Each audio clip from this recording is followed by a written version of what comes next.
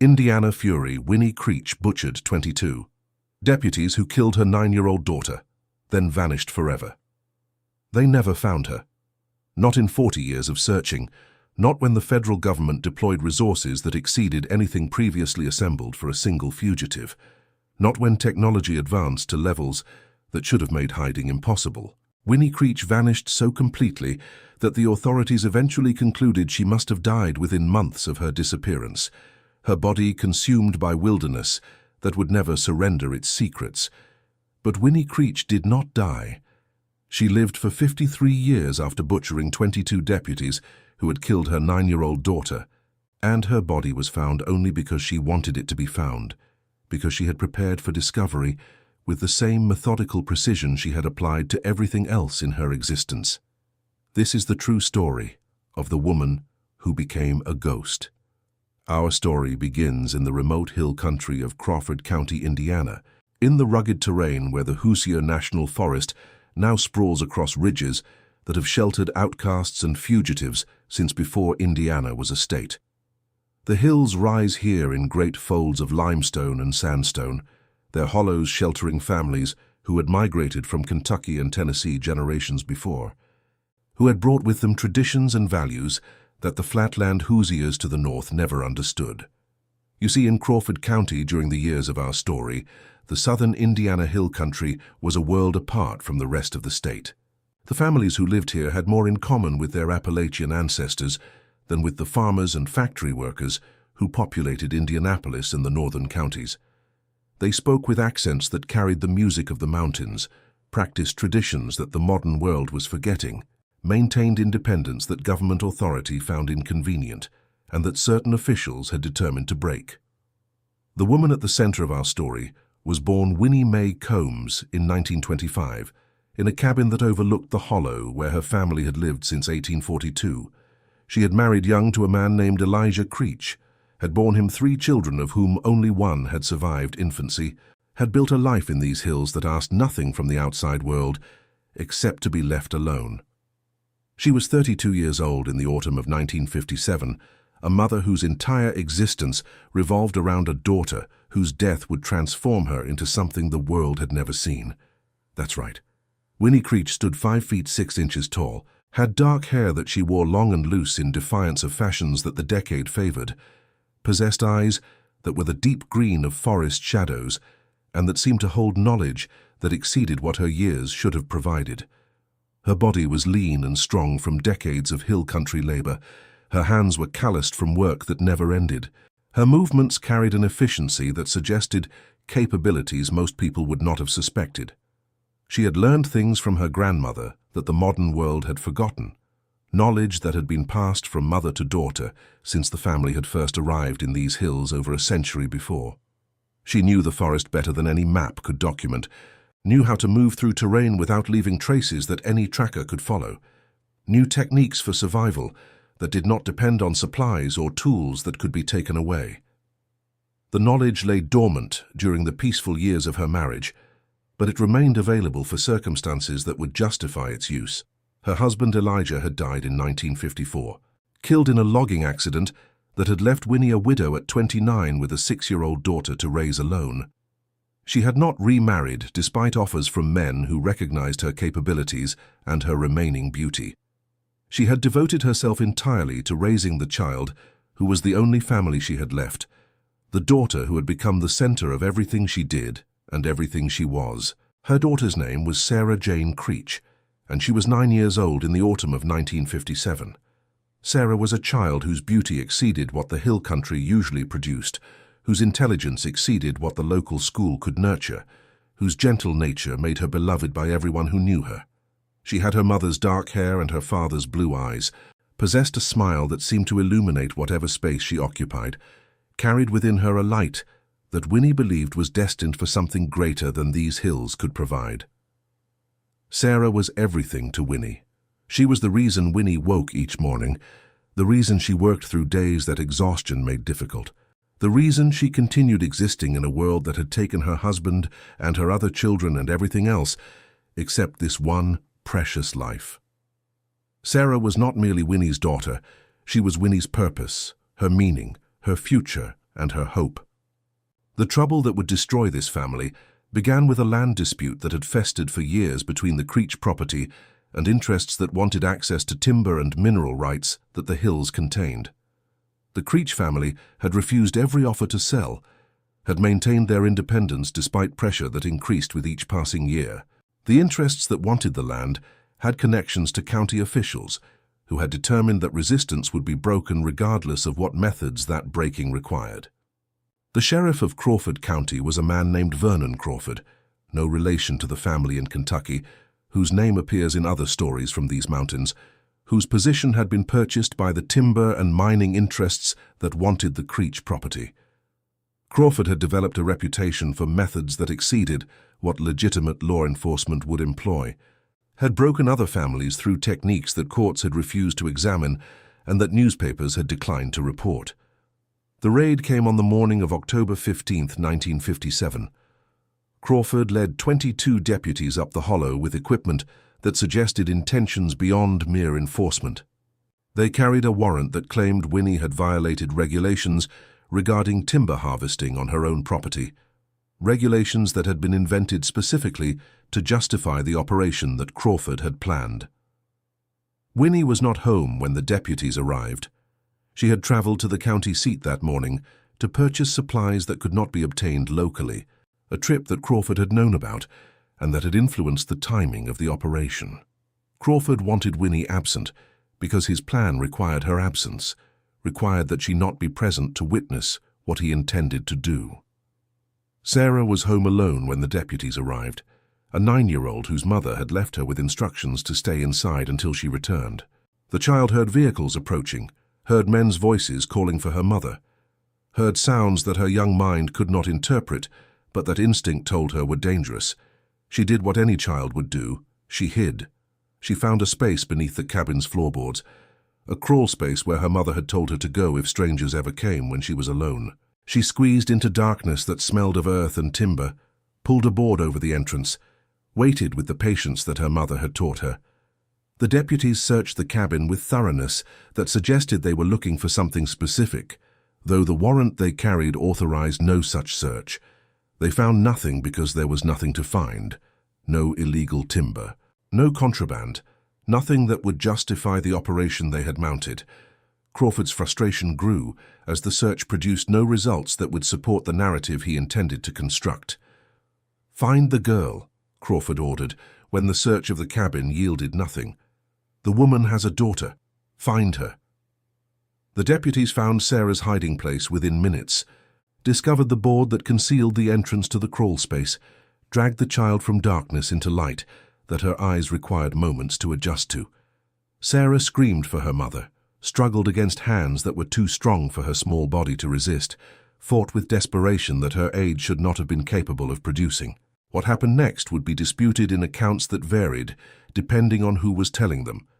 The official report that Crawford filed claimed that Sarah Creech had attacked a deputy with a weapon, that the deputy had responded with force that circumstances required, that the child's death had been an unfortunate accident that no one could have prevented. The truth was simpler and more terrible. Crawford had determined that Winnie Creech would be broken, that her resistance to the interests he served would end regardless of what that ending required. He had identified Sarah as the lever that would accomplish this breaking, had planned to use the child as leverage that would force Winnie to surrender her property. But Sarah had resisted with intensity that Crawford had not expected, had scratched and bitten and fought with fury that exceeded what a 9-year-old should have been capable of producing. A deputy named Dale Tackett, whose temper had always exceeded his judgment, struck Sarah to end her resistance. The blow was harder than he intended, or perhaps exactly as hard as he intended, and it struck her head with force that produced damage that could not be survived. Sarah collapsed and did not rise, her body going still with a suddenness that even Tackett understood meant something terrible had occurred. The child fell like a marionette whose strings had been cut, her body crumpling to the ground in a way that living bodies do not crumple. Her dark hair spread across the dirt in a fan that seemed almost artistic.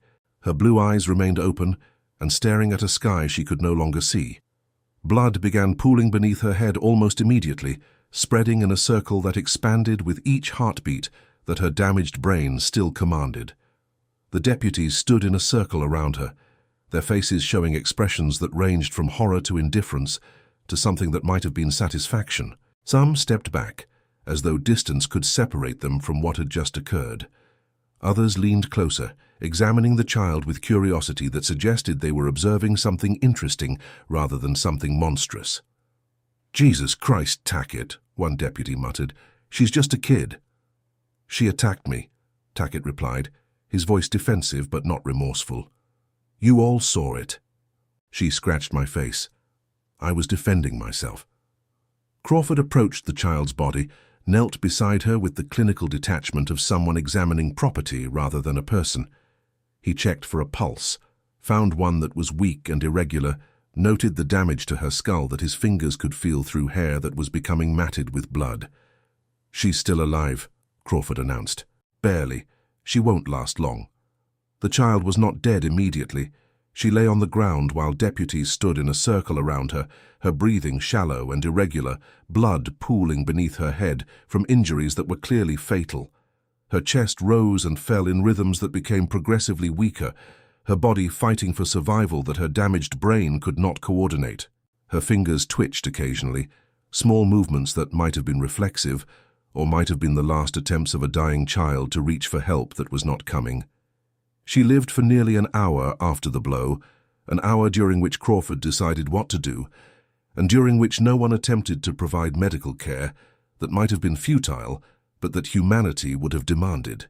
The deputies watched her die with varying degrees of discomfort, some turning away while others watched with attention that seemed almost scientific. Her eyes moved occasionally during that hour, tracking movements that her dying brain still registered. Once, her gaze fixed on the sky above, on clouds that drifted past with indifference to the tragedy occurring beneath them. Once, her eyes seemed to focus on Tackett, the man who had struck her, and something in that gaze made him step backward despite himself. She tried to speak twice during the hour. The first time, only unintelligible sounds emerged, syllables that might have been words if her damaged brain could have coordinated the muscles required for speech. The second time, near the end, she managed a single word that emerged with clarity that her condition should not have permitted. Mama. Sarah died at approximately 11:00 a.m. on October 15, 1957, surrounded by men who had caused her death and who were now discussing how to conceal what had happened. Her final words, whispered so quietly that only the deputy nearest her could hear, were, "Mama." She died calling for a mother who was not there, who could not protect her, who would spend the rest of her life haunted by an absence that had permitted murder. Crawford ordered the body buried in a location that he believed would never be discovered, a ravine deep in the forest where the remains would be concealed by terrain and time. The deputies carried Sarah's body to this location, dug a grave that was shallow and unmarked, covered the evidence of their crime with dirt and leaves that they believed would hide everything. The official story was that Sarah Creech had run away when deputies arrived to serve a legitimate warrant, that she had disappeared into forest that searches could not penetrate, that her fate was unknown but that foul play was not suspected. The story was lies from beginning to end, manufactured to protect men whose badges made them immune to consequences that their actions deserved. Winnie returned home that afternoon to find her cabin ransacked, her daughter missing, and a deputy waiting to inform her that Sarah had fled when officers arrived and that searches were being conducted to locate her. The deputy delivered this news with a satisfaction he could not entirely conceal, with an expression that told Winnie everything she needed to know about what had actually happened. She did not believe the story. She did not believe that Sarah would run from anything, did not believe that her daughter would abandon the hiding place that Winnie had prepared for exactly this kind of situation. She knew immediately that something terrible had occurred, that the men who had come to her home had done something to her child that the official story was designed to conceal. The truth came to her 3 days later, delivered by a deputy whose conscience had proven stronger than his fear. He approached Winnie in darkness, spoke in whispers that trembled with terror of what would happen if his betrayal was discovered. "Your daughter is dead," he said, the words emerging in a rush that suggested he had been holding them for days. Tackett hit her, and she died, and Crawford had her buried in Henderson Ravine. "I'm sorry, I couldn't stop it. I should have tried, but I couldn't. I'm sorry." Winnie listened without expression, received information that should have destroyed her with a stillness that the deputy found more frightening than screaming would have been. She asked questions that the deputy answered as fully as his knowledge permitted. Where exactly the body was buried, who had participated, what each man had done. She gathered intelligence with a methodical precision that suggested purposes the deputy did not want to imagine. "Thank you for telling me the truth," Winnie said, when the deputy had finished. "I will remember that you told me the truth." The deputy was found the next morning, alive and unharmed, his confession serving as protection that Winnie extended to no one else. He was the only man connected to Sarah's death who would survive what Winnie had already begun planning. She found Sarah's body that night, dug through soil that had been packed down by boots that had no right to walk on her daughter's grave. She found a child whose beauty had been destroyed by violence that a small body could not survive, whose face bore evidence of the blow that had ended her life, whose eyes remained open and staring at darkness that would have been the last thing she saw before death claimed her. Winnie held her daughter's body until dawn began to lighten the sky, held her and rocked her and spoke words that the forest preserved, but that no living person heard. She cleaned Sarah's face with water from a stream, arranged her hair as she had arranged it every morning for 9 years, closed eyes that had looked at her with love, and that would never look at anything again. She buried Sarah properly in a grave that she dug herself on a ridge overlooking the hollow where they had lived together. She spoke words over the burial that combined prayer with promises, commitments that the God she addressed and the daughter she mourned both understood. "I will kill them all," she said, her voice carrying across a ridge that had witnessed Creech burials for over a century. "Every man who was there that day, every man who touched you or watched while others touched you, every man who buried you in that ravine like you was something to be hidden. They will all die, and they will die knowing why they are dying, and they will die calling for help that will not come, just as you called for me, and I could not come." The transformation that followed was absolute. The mother who had devoted her existence to raising a child ceased to exist. In her place emerged something older and colder, something that drew on knowledge her grandmother had taught her, and that circumstances now required her to use. She spent the winter of 1957-1958 preparing for what she intended to do. She gathered supplies from caches that previous generations had established, accumulated weapons and equipment that her campaign would require. She studied the deputies who had participated in her daughter's death, learned their names and faces and routines through observation that no one detected. She compiled a list of 22 targets, memorized details that would allow her to find each one regardless of where they might attempt to hide. The first killing occurred on March 15, 1958, exactly 5 months after Sarah's death. A deputy named Robert Lawson was found in his home, his body displaying wounds that suggested hours of work before death finally arrived. On his chest, carved into flesh that had ceased to bleed, were the words, "For Sarah Jane." The investigation that followed produced nothing useful. The murder had been conducted with skill that exceeded anything local law enforcement had encountered, had left no evidence that could identify the perpetrator. The connection to the Creech case was obvious, but the obvious suspect, Sarah's mother, had an alibi that witnesses confirmed and that investigation could not break. The second killing came 2 weeks later, claiming James Mitchell, another deputy who had been present at the Creech cabin. Mitchell's death matched Lawson's in its horror, exceeded it in the duration of suffering that the evidence suggested. The pattern that would define the spring and summer of 1958 had been established. That's right. Winnie continued her campaign through the spring and summer, taking her targets with regularity that demonstrated patience and capability that investigators could not explain. The third killing came in April, the fourth in May, each following patterns that could be recognized but not predicted, each bearing the same message that identified the motivation but concealed the killer. The methods she employed evolved as her campaign continued, became more sophisticated as experience refined her techniques. The early killings were relatively quick, accomplished with efficiency that prioritized completion over suffering. The later killings extended over hours, involved methods that she had developed specifically to maximize the terror and pain that her targets experienced. The fifth killing claimed a deputy named William Porter, a man who had been among those who watched Sarah die without attempting to help her. Porter had locked himself in his home, had boarded windows and barricaded doors, had armed himself with weapons that he believed would protect him from whatever was killing his colleagues. None of it mattered.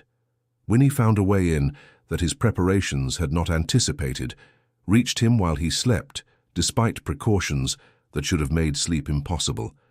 She woke him before she began her work, ensured that he understood what was happening and why.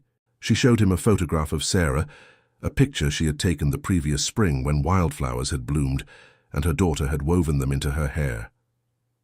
"Do you remember this girl?" Winnie asked, her voice carrying the flatness that had replaced emotion. "She was 9 years old. She died calling for her mother while you watched. You did nothing to help her. You did nothing to stop what was happening. Now you experience what she experienced.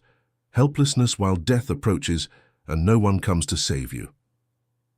Porter's death took 4 hours. Each hour, Winnie told him something about Sarah, her favorite color, her favorite song, the way she laughed when she was surprised, the dreams she had shared about what she would be when she grew up. Each hour, she inflicted damage that increased his suffering while extending his survival. Each hour, she ensured that he understood this was payment for an hour during which a 9-year-old had died while he watched. The 6th killing came in June, taking deputies who had surrounded themselves with guards and who had fortified their homes. James Wilson had hired 3 men to protect him, had paid them from savings that he had accumulated over years of accepting bribes that his position made available. The guards died first, killed silently, on a night when Wilson had convinced himself that protection was working. Then Winnie was inside his home, standing over his bed, the photograph of Sarah in one hand and a blade in the other.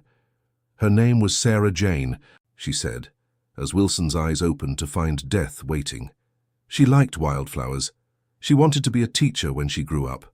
She died on your watch, and you buried her in a ravine like she was garbage. Now you learn what it means to be discarded. None of the precautions proved adequate.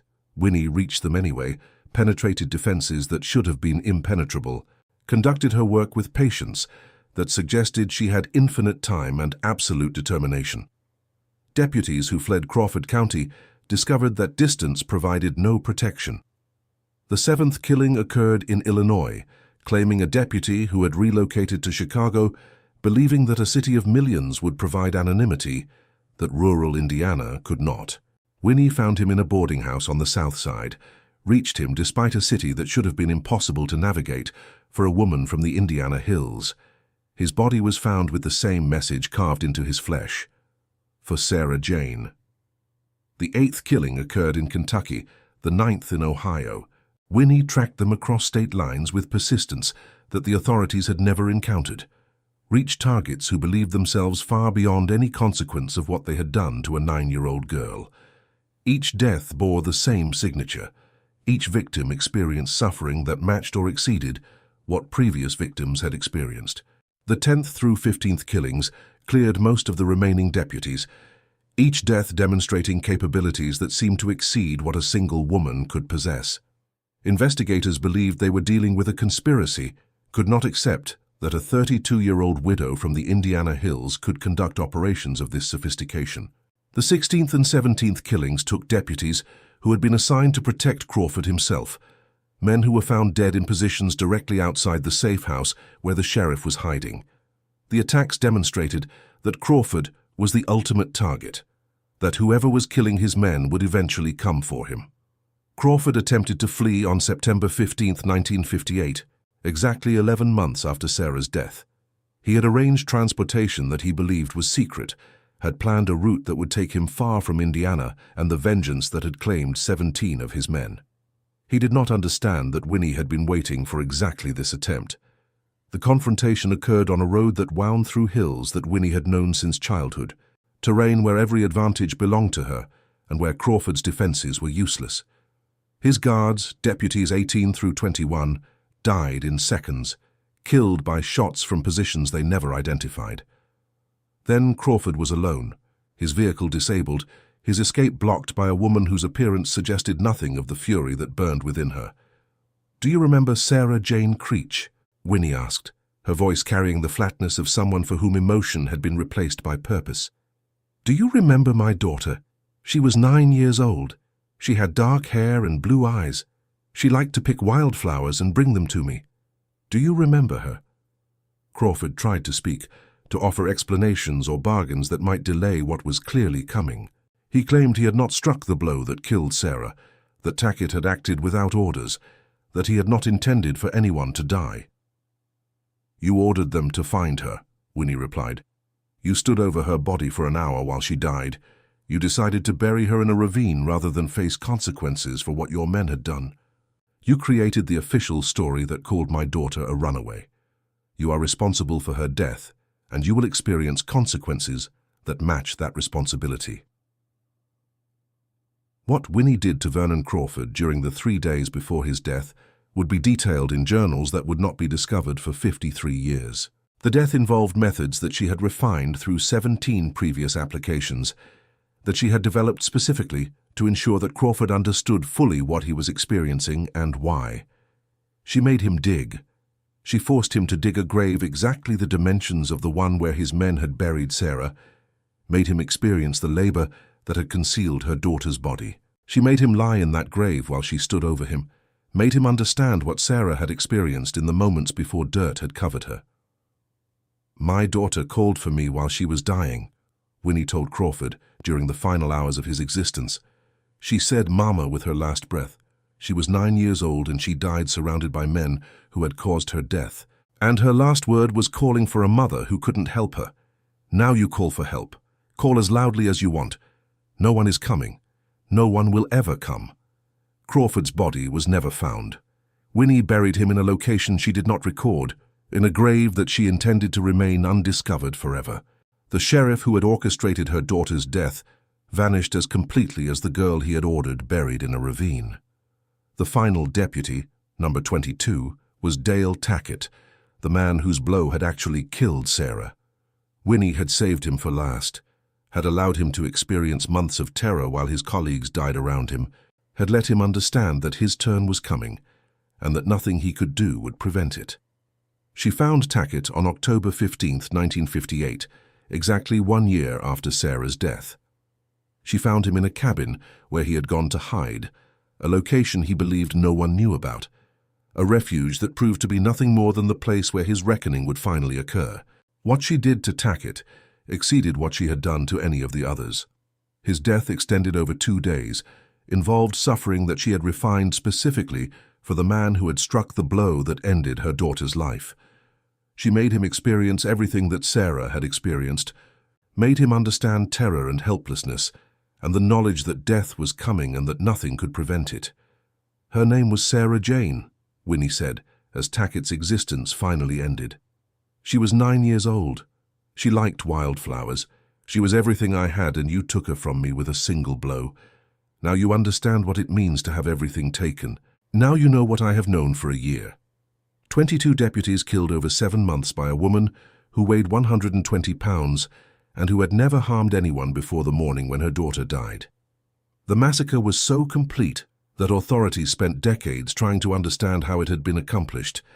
And then Winnie Creech vanished. She disappeared into wilderness that she knew better than any living person, into hills that had sheltered fugitives since before Indiana was a state. The search that followed was the most intensive in Indiana history, deployed resources that exceeded anything previously assembled for a single suspect. They found nothing. Winnie Creech had become a ghost, and ghosts do not leave trails that dogs can follow. She found a location that no search would discover, a cave system in the southern reaches of what would become the Hoosier National Forest. Her grandmother had shown her the caves when she was a child, had explained that they had sheltered family members during times when hiding was necessary. The entrance was concealed by rock formations that appeared to lead nowhere, required knowledge that only those who had been shown could possess. The caves extended deep into the limestone ridge, contained chambers that had been improved by previous generations against the possibility that future circumstances would require what past circumstances had required. Winnie made her home in chambers that had been prepared by hands long dead, expanded the habitation over decades of work that transformed refuge into something approaching permanence. The main chamber she occupied was approximately 30 feet across, had a ceiling high enough to stand without stooping, received light from a crack in the rock above that served as both illumination and ventilation. Previous generations had improved the space, had built a stone platform for sleeping that raised occupants above the cold floor, had constructed shelves from flat rocks that provided storage for supplies and provisions. She built upon what her ancestors had created, added improvements that her circumstances required. She constructed a fire pit that vented through natural fissures in the rock, that allowed cooking and heating without producing smoke that might be visible from outside. She built storage spaces for the food she would need to survive winters that could last 5 months. She created a living space that was simple but adequate, that sustained existence without any contact with the world she had abandoned. The first years were consumed by grief that the campaign of killing had delayed but not eliminated. The fury that had sustained her through 7 months of hunting had faded when the last deputy died, was replaced by pain that she had not allowed herself to feel while vengeance remained incomplete. Now, with the killing done and nothing remaining to distract her, she mourned a daughter whose death she had avenged, but whose absence created emptiness that nothing could fill. The grief was physical, a weight that pressed against her chest and made breathing difficult. She would lie on the stone platform that served as her bed and find herself unable to rise, would spend days in darkness that her fire had not dispelled because she lacked the will to maintain it. She would forget to eat, would ignore signals from a body that required sustenance, would drift toward death that grief made seem attractive. The first winter nearly killed her. The cold penetrated even the deep chambers of her caves, found her in the darkness where she had retreated, demonstrated that survival in this location would require effort that her condition made almost impossible. She came close to dying multiple times during those months, from cold and from hunger and from despair that made continuation seem pointless. But spring came eventually, as spring always does, and with it came something that resembled the determination she had possessed before. Perhaps it was Sarah's voice in her mind, telling her that she had promised to remember and that she could not remember if she was dead. Perhaps it was simple stubbornness, the same quality that had allowed her to kill 22 men. Whatever its source, the determination returned, and with it returned the will to continue that survival required. She built structures within the caves that made long-term habitation possible, constructed systems for water collection and waste disposal that prevented the complications that cave living would otherwise have produced. She created cisterns that collected water from seepage through the limestone above, stored it in containers she fashioned from materials the forest provided. She established gardens in clearings that the caves accessed, grew food that supplemented what hunting and gathering provided. The gardens became rituals that connected her to Sarah in ways that pure memory could not accomplish. She grew the same vegetables that she and Sarah had grown together, planted seeds from varieties that her daughter had helped her select. She grew wildflowers at the edge of every garden, flowers that bloomed in colors that Sarah had loved, that she picked and carried to her daughter's grave whenever the journey could be made safely. She created an existence that required no contact with the world that had taken her daughter, developed systems that sustained her through decades, that accumulated into half a century. The hunting and trapping that provided protein became routine, required less effort as her knowledge of the terrain deepened. The foraging that supplemented her gardens became instinctive, allowed her to find food sources that less experienced survivors would have missed. Sarah remained with her throughout her isolation, not physically, but in every other way that mattered. Winnie spoke to her daughter constantly, held conversations that the cave walls echoed back to her. She described her days to Sarah, asked her opinions about decisions that survival required, sang lullabies that she had sung when Sarah was alive, and that she continued singing to a memory that never faded. "I picked wildflowers today," she would tell Sarah during evening conversations that had become ritual. "The purple ones you liked, the ones that grew by the creek. I put them on your grave. They're still blooming there, I think. I hope you can see them, wherever you are. I hope you know they're from me." She kept Sarah's grave visible from a vantage point that her caves accessed, could see the ridge where her daughter was buried through breaks in the canopy, that she maintained specifically for this purpose. She visited the grave when security permitted, tended it with care that decades did not diminish, ensured that wildflowers, Sarah's favorite, bloomed there every spring. She kept journals throughout her isolation, documented her days and thoughts in notebooks that she created from materials the wilderness provided. The journals served multiple purposes. They provided activity that filled hours that might otherwise have been empty. They created records that would eventually explain what had happened and why, and they maintained connections to language and thought that pure solitude might otherwise have eroded. Sarah would be 20 now, she wrote in an entry from 1968, 11 years into her isolation. She would have finished school, probably, would have married or gone to college or done something that would have made me proud. She would have had her whole life ahead of her.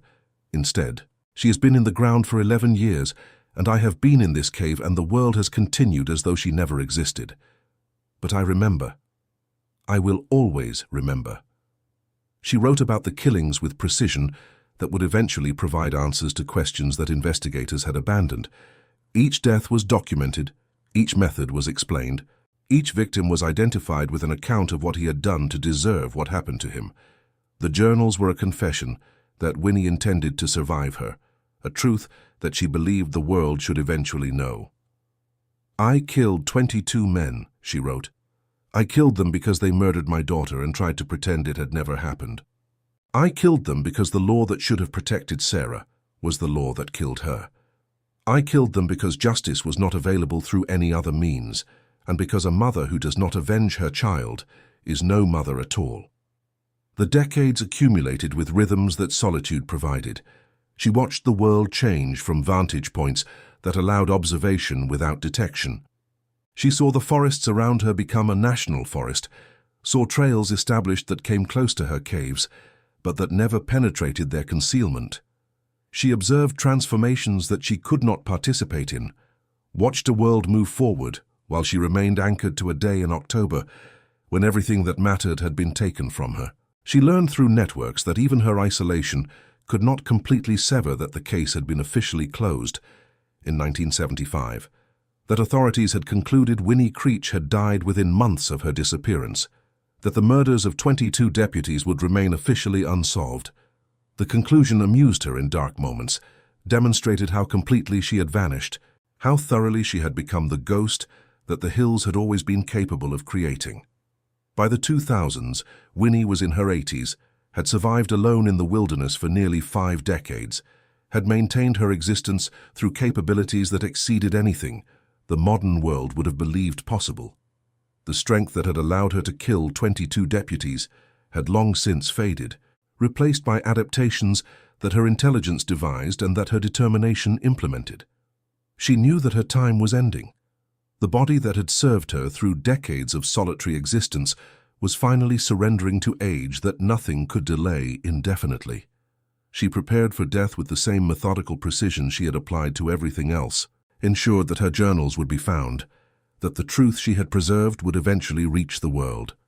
Winnie Creech died on October 15, 2011, exactly 54 years after her daughter's death. She died in her cave, surrounded by journals that documented half a century of solitude, holding a photograph of Sarah that she had carried since the day the girl was born. She was 86 years old, had outlived everyone who might have remembered her, had maintained her existence through determination that exceeded what anyone would have believed possible. Her body was found 6 months later, in April of 2012, by spelunkers who had discovered the cave system during explorations that the Forest Service had authorized. They found the chambers she had made her home, the evidence of 53 years of solitary existence, the journals that explained everything, the murder of Sarah Jane, the killings of 22 deputies, the decades of isolation that had followed. The journals were initially treated as the ravings of a disturbed hermit, dismissed by authorities who could not accept what they described. But investigators who examined the details found correspondence with cold cases that had been unsolved for over half a century. The victims matched, the methods matched, the timeline matched. Everything Winnie Creech had written was confirmed by evidence that she could not have known unless she had been present when the events occurred. The revelation produced headlines across the country. The story combined elements that fascinated the public: maternal vengeance, impossible survival, cold cases solved after half a century, and a woman who had lived alone in the wilderness for 53 years while authorities assumed she was dead. Investigators who examined the historical records discovered evidence that supported Winnie's account of what had been done to her daughter. Documents were found that confirmed Crawford's corruption, that confirmed the land dispute that had motivated the raid, that the official story of Sarah's disappearance had been lies designed to protect men whose badges made them immune to accountability. The conspiracy that had murdered a 9-year-old was exposed alongside the vengeance it had provoked.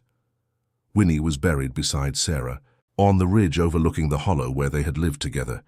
The inscription on her stone reads, "Winnie May Creech, 1925-2011. They killed her daughter." She answered. She waited 53 years. Together again at last. Beside her, the stone that had marked Sarah's grave since the night Winnie had reburied her. Sarah Jane Creech, 1948-1957. Beloved daughter, 9 years old forever. The wildflowers still bloom. The songs that emerged from the Winnie Creech story were among the most mournful in modern Appalachian tradition, their subject matter requiring melodies that captured both the innocence of a child killed by men with badges and the fury of a mother who spent 53 years ensuring that justice was not forgotten. The first verse described Sarah before the raid, the 9-year-old who loved wildflowers, the daughter who was everything to a mother whose life had been filled with loss. The melody was gentle and warm, suggesting love that should have been protected. The second verse described the hiding place and the discovery, the child dragged from darkness and struck by a man whose temper exceeded his judgment, the hour during which Sarah died while deputies decided what to do. The melody became something terrible, notes carrying weight that seemed impossible for music to bear. The third verse described Winnie's discovery and transformation, the mother who held her daughter's body until dawn, the promises made over a grave that the killers had not dug properly. The melody grew cold and purposeful, suggesting determination that would not be denied. The fourth verse described the campaign, 22 deputies dying over 7 months, Crawford vanishing as completely as the girl he had ordered buried. The melody had an inexorable quality, suggesting fate that badges could not prevent. The fifth verse described the 53 years of hiding, the mother who became a ghost in caves that no search discovered, the daughter who remained alive in conversations that never ceased. The melody softened, became almost peaceful, suggesting love that isolation could not diminish.